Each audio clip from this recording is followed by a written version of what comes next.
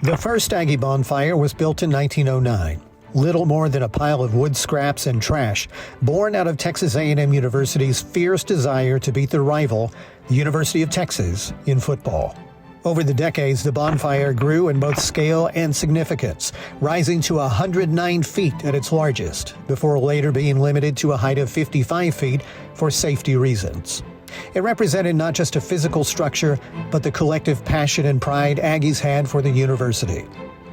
Construction was entirely carried out by students who followed techniques and protocols passed down by upperclassmen year after year.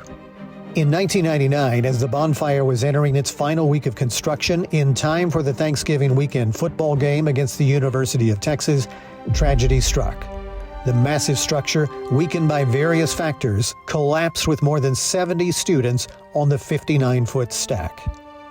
The following reflections are from a survivor of the collapse, a first responder who was on the scene, the mother of one of the students who lost their life, and a current student born a few years after the collapse who now works tirelessly to ensure that the names and stories of the victims are remembered by every Aggie today and in the future. University Police, what's your emergency? The bonfire stack just collapsed. I was at home asleep, and my pager back in that day went off. I was part of the technical rescue team for Bryan Fire Department. And I remember getting up, going over to the dresser where it was sitting and looking at it, and I remember saying, "Oh my God." And my wife said, "What's wrong?" And I said, "The bonfire collapsed. Several students injured, respond, etc." And I remember my wife Sharon started crying right there in bed. And I gathered up my stuff real quick as fast as I could, just like we typically respond. And I rushed out the door and we headed downtown. I did to meet at Station 1 downtown. That's where the rescue gear was. And I met up with a couple of other folks that were showing at the same time. And we threw our gear in one of the trucks and we took off fast as we could to get to the scene. And we pulled up there. And you can just imagine just people everywhere, just seeing all the folks. It's kind of like trying to process it. You know, is this a bad dream? The only thing I had time to do was grab onto the logs in front of me. You don't have time to think, and as high up as I was, I couldn't just turn and jump off. If I was probably lower, I would have had a shot of just jumping off the structure. But as high up as I was, there was no way I could even get clear of the logs below me, because the first stack was pretty wide. And so yeah, I just grabbed the logs and rode the structure down, and was knocked out for a few seconds when I hit the ground. And then when I opened my eyes, I got basically a handful of dirt and dust from everything that had gotten picked up. And of course, everything had gone pitch black at that point. Not only was I covered from the logs, but all the light posts were broken because they were tied to the structure. So when the structure went down, all the lights at the site basically went out.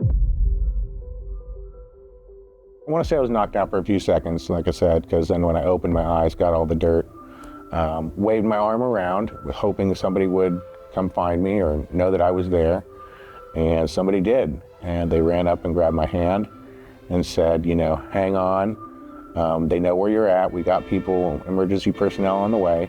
I've got to go help other people right now, but we know where you are.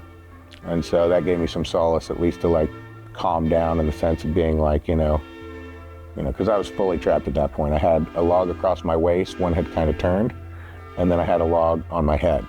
So right across my face. And it had actually pushed my teeth through my lower lip. So I couldn't really speak even at that point. A quarter to 3 this morning, 60 to 70 people were probably actually on stack at that time when it collapsed. Now, witnesses say that they think center pole just snapped. Very, very large scale mass casualty incident. We're blessed that we don't see a lot of those around this area.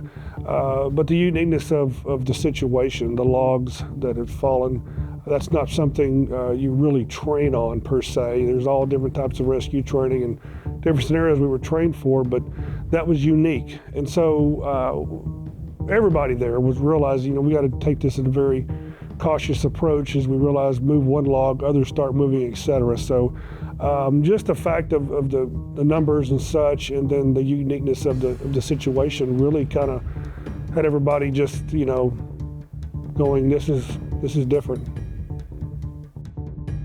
The responders that got there initially, they did a fantastic job of getting everything organized. They really did, and they had people around, and when we got there and got our gear on, they immediately gave us an assignment to go help extract one of the students from underneath the edge of the bonfire.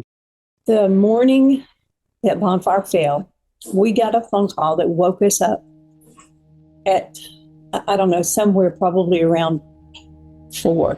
It was very early in the morning. We got up. The phone call that we got was from a very good friend of hers who worked bonfire. His name was Chase Hogan. But what he told us was that there had been an accident at bonfire site, and that as a result, Jamie was hurt. He really didn't know, and he didn't want to say to us on the phone because he didn't really know. My husband was teaching driver's ed at the time, and in the early class, before school actually started, he had a driver's ed class. So he took off when he got ready for school and left, and I was getting ready, and he came home, and he said he had heard a news report, and he said it's not good. It's really not good. He says we're going to have to go down. We're going to go. Well, me, eternal optimist, I thought, oh well, she's got a broken leg, she's got a broken arm, it's going to be tough trying to, do what she has to do to finish this semester. But it just, I would not allow myself to believe that she was actually dead. When everything came down on me, my right arm was pinched from where I had grabbed onto the logs in front of me, and then a log had kind of turned and was across my waist. I actually landed on the swing, so that was like right above that at my lower back, and then my left arm was free. But there was no way I was getting out of there just simply from how pinched my right arm was, because it was totally wedged in between 2 logs with all that weight on top of it. So there was no way I could even really move. So basically the emergency personnel got there. They took out, I guess they're like for 18-wheeler airbags is what they are, but it's to like lift up 18-wheelers. But they got that on the log on my head and got that pressure off immediately. So within the first hour, it gave me just a saline IV and just kept me talking because they wanted me conscious. They wanted to see if I could hear anything as well, if I could hear any other people or knew of any other people. But the position I was in, I had fallen into a tiny little pocket, so the only thing I could see was the emergency personnel. Once they got the log off my head to where I could turn it, and then even then, it was probably a small little, street gutter size hole that I could talk to them. And I want to say, my arm could be outside of the structure, maybe to my mid-arm. So they handed me a wet rag so I could wipe my eyes and stuff like that, and just gave me IV fluids and kept me talking. I couldn't feel my lower extremities because I was pinched off so badly. But then on the flip side, it was I thought I was paralyzed as well. So I wasn't really quite sure at that point. I had a lot of lower back pain because of the swing that was there, and then of course the log that was on top of me. So I was kind of getting smashed at the pelvis, but also having a wedge, a 2x4 board right above that at my lower back. And then the right arm was okay at first, but slowly over time, it starts to fall asleep, and then, the pain kind of comes in because it gets a cold throbbing pain as, the arm loses blood supply. Not easy to breathe when you're in such a tight space like that. I think for me, the temperature really started to get to me at the 6-hour mark because you start to get cold. Your blood supply is not really moving around your body well.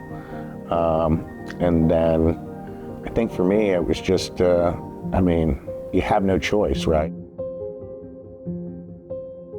They had to get the people out below me before they could mess with the logs where I was at, because all the logs are tied together with the penny wire. So you have to be careful how you move things and how you take things out. And so that's why we had to wait. It's too real to believe out here, but I tell you what, it's happened and it's reality, and people are dealing with it as best they can. The 6-hour mark, maybe a little bit less, that's when they were starting to work on Bill Davis, the second to last guy out.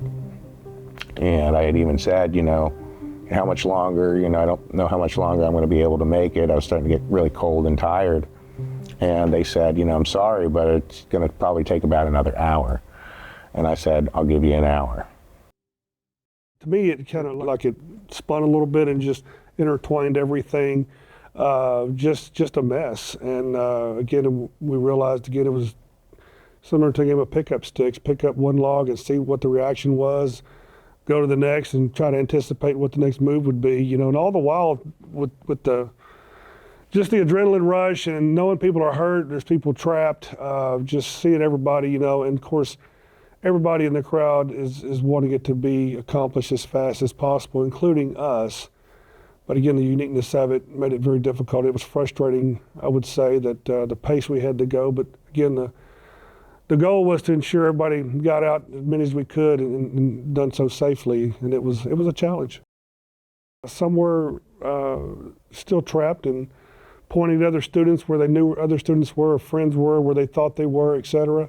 The ones on the peripheral, we tried to get out as quick as we could, that were easily rescued, and several of those were taken out. Moving along, you're picking these sticks up and you're wanting to help everybody, and you'd come across one of those. It was just, it was very difficult. When I first got to College Station, I had called on the way down. I had called both hospitals. And, that my daughter was at Stack, and I was trying to find out if she was in the hospital. It was like they wanted us to go to a certain place. The administration wanted the parents to go to a certain place. They didn't really want us to go out and Stack. We went to the place where they had the families. Of course, the families didn't know each other. None of us as kids were missing. We didn't know everybody. And so we sat there a while. We got a call from this person.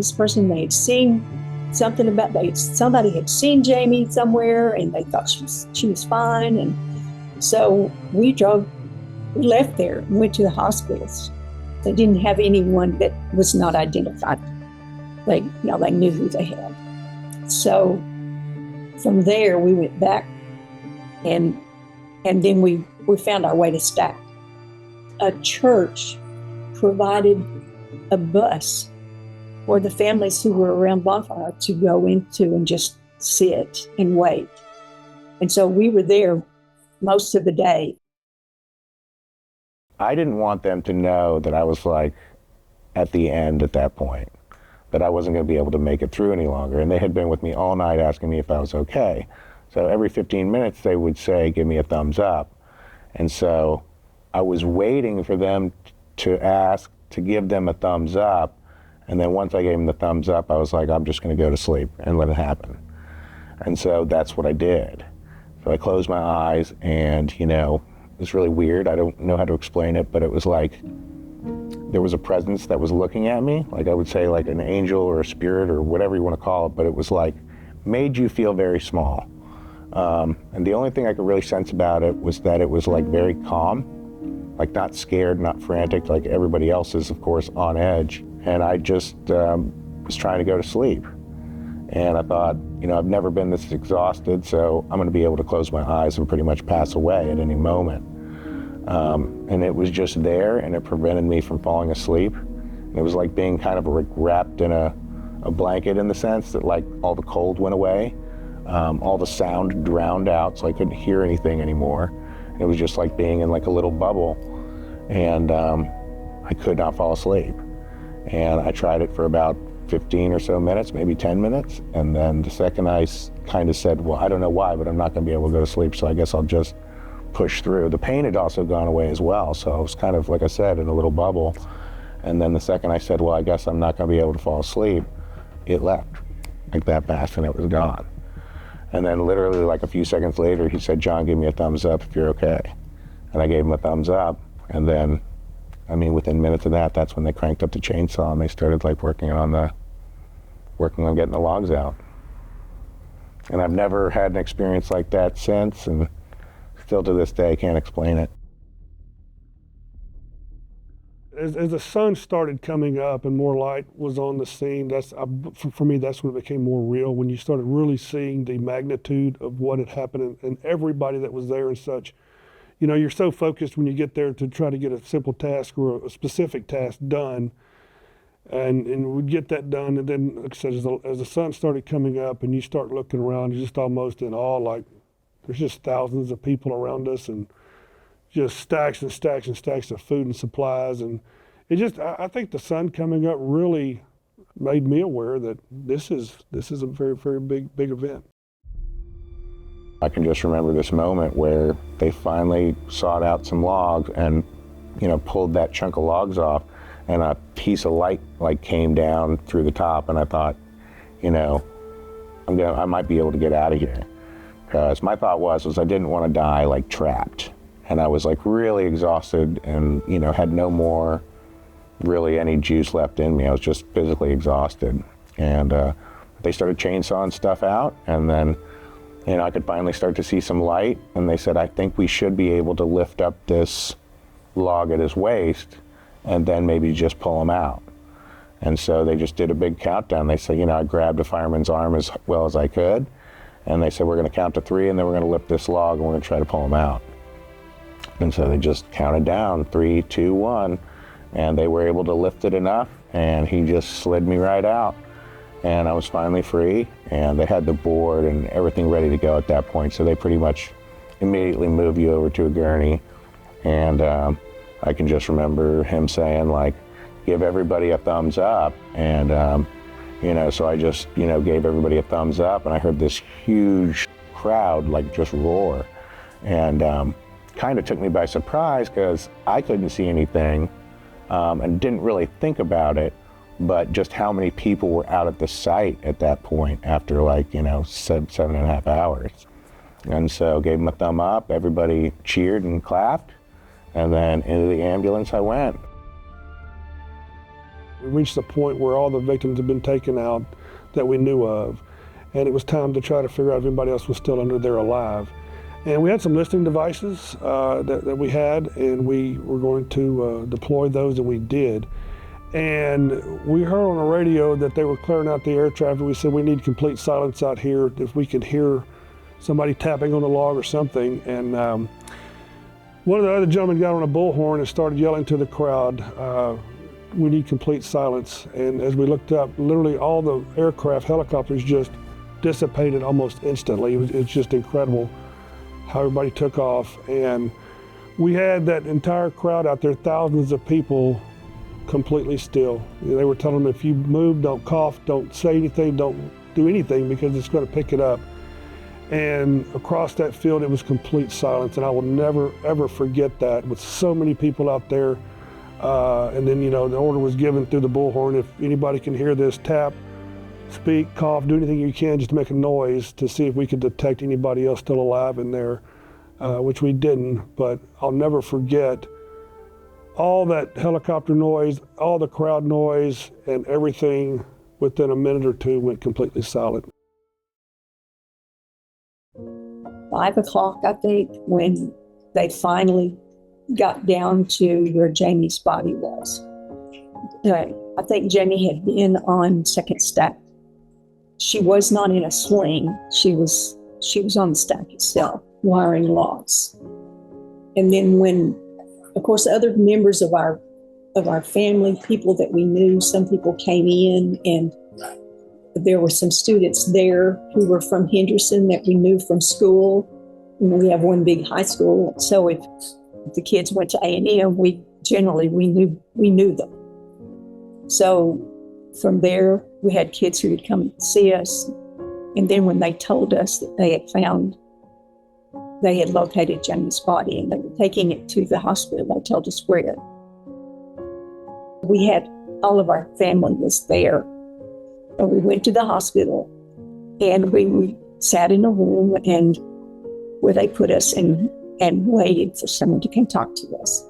And finally, a nurse came. They wanted to know if we wanted to see Jamie. Well, we knew where she had been. We knew, and I was the one who handled that question. And I told her, I said, what I want you to do is I want you to go and look at her. And I want you to come back and tell me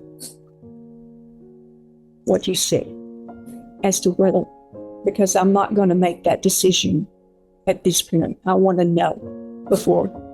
So she went and she came back in a little while and she said, she's quite disfigured. And I said, we won't go. I said, I don't want that to be the last thing I said. I don't want that. I don't want that vision in my head, and I don't want it in my family's either. So I made that decision. My daughters disagreed with me, but it didn't matter. I didn't stay. I said no. So I think we would have dreams. All of us, would have dreams and see her in our dreams. And so I know that it's easier to accept when you go through that process. But to me, it wasn't worth it. I was in and out, I think, on the ambulance ride a little bit, but, and of course I'm, 19, I'm invincible, like I got out of there, so I'm gonna be fine, I'm gonna live kind of deal, or thinking I was anyway. And we get to the hospital, they pull me out and they're running me down the hallway. And so you're just seeing like the hospital, fluorescent lights going by. And I just realized that there's like 20 people running alongside me. I'm thinking I'm in trouble here. So they roll me straight into an OR. The big old triple light is sitting there, and there's like literally a surgeon sitting there with a scalpel in his hand. And he said, I'm so-and-so, I've got to perform emergency surgery on you like right now. And I said, if I don't make it, tell my family I love them. And then they gassed me out.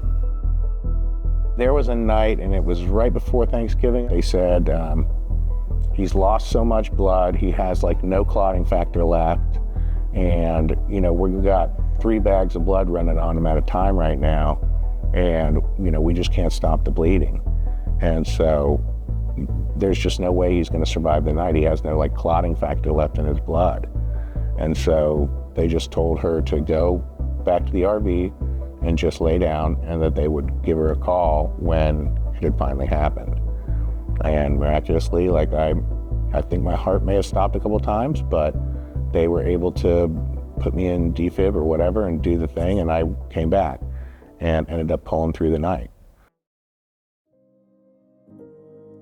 Students that maybe were not in our classes, that we, did not know personally, who would come to us and say things about Jamie that we didn't know. She was always nice to me, or something about she had the best smile, just really nice things about.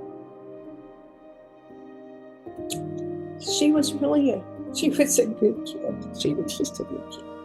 And so they would say things like that about what they knew about her that we didn't know. And it was seeing her through the eyes of other people. It was almost like seeing her again. When people tell their stories about things that happened in their lives that related, that had to do with Jamie being in their lives, then it was like having another memory to share.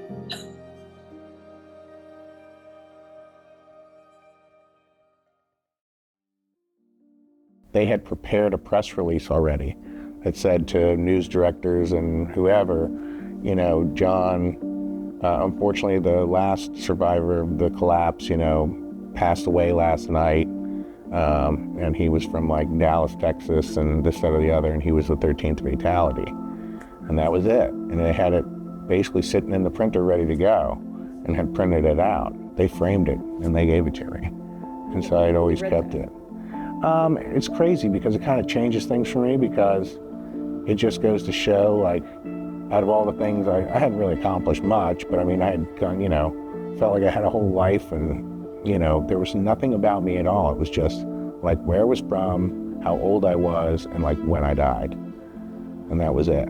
And so to me, it's always been like, okay, maybe I should get out there and have some accomplishments. So it's a little bit, my obituary could be a little bit meatier this next time around.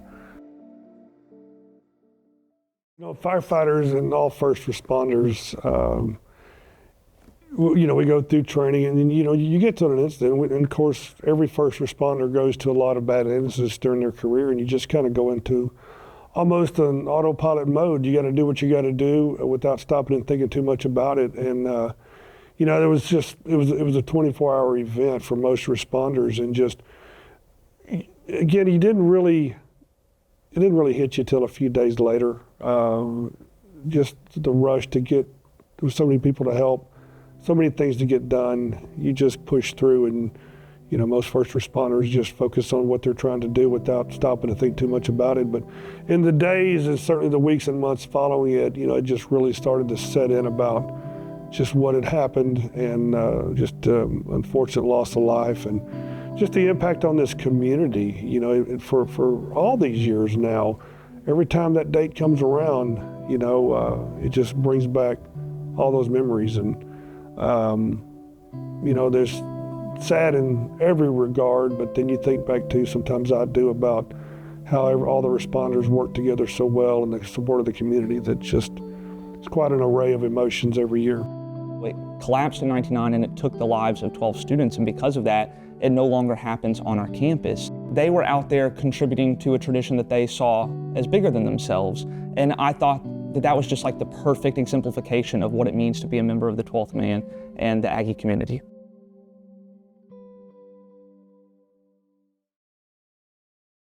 The first thing I really got was like my right arm, and I was able to finally lift it up and bend it at the elbow a little bit. With the legs, that was almost many months later, was really when we started the rehab, and they're just trying to stretch you out and get the hips stretched back out. And they looked into getting the prosthetic and a KFO for the right leg, because my foot was still kind of a drop foot, and basically just started rehab. For the next 2 years, we did outpatient rehab about 3 times a week. I didn't get full use of my right hand back, so I had to learn how to do everything left-handed. Include brushing your teeth, combing your hair, eating, everything like that. So it was just kind of a hard learning curve. I refused to write for years, and then finally people would call, and I'd have to take a phone number, and it'd be some pretty bad chicken scratch. But I was like, all right, then if I can do numbers, I guess I can do letters. When Kristen went to Texas A&M, she was still grieving. It was a very, very difficult time for her. And so leaving from her senior year at Henderson and going immediately to Texas A&M, she didn't have the best grounding as far as classwork, and her mom and dad weren't a lot of help. But the school helped, because they knew how difficult it was for her. The then president, had her over she immediately saw that he has a piano in his house, and she says, "Would you mind if I came over and played your piano?" Anytime you need to, anytime you want to. So she did that several times. I think it always took me back, because people were always saying you're destined for great things, that's why you're alive, or God has a plan for you. And I always kind of hated that, because I just wanted to be independent without needing somebody's help, and to have a normal life. I didn't want anything spectacular. And so I went back to school, and neither of my parents had graduated college, so it's kind of a big deal. I just stuck with it. I just did 12 hours a semester and just plugged through, and finally got my ring, which was a big deal. I would say a poor attitude at the time, where I was still graduating, because it was I was getting a degree, but I was kind of just going through the motions. Really didn't have many major relationships after my accident, and just really wasn't, kind of wafting through life, just going through the motions, if you will. And then when I ran into Michelle, it was just everything was refreshed in the sense that I had no family, and now I had like this huge giant family. You know, I always bragged even with the kid because I was like, I didn't have to change one diaper. You know, he's like already 5 and was a great kid. And I mean, now he's like 13, so it's kind of cool to watch him grow into becoming a man. And it's been great. I ended up at the memorial at one point. As I was walking through it and reading through the portals of our honorees and learning more about what sort of students they were, it was really profoundly impactful to me. You know, you walk through the memorial and it's almost as though it's its own realm, like a spiritual presence just sort of settles in over you. I think that steeped in tradition at A&M is not tradition for tradition's sake, but it has to do with love of family, respect of family.